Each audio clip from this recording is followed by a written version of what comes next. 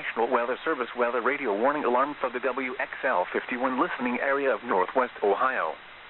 During potentially dangerous weather situations, specially built receivers are automatically activated to warn of the impending hazard. Tests of these receivers are normally conducted by the National Weather Service every Wednesday between 11 a.m. and noon. When there is a threat of, or existing severe weather, in the area, the test will be postponed until the following day. This ends the test of National Weather Service weather radio warning alarm.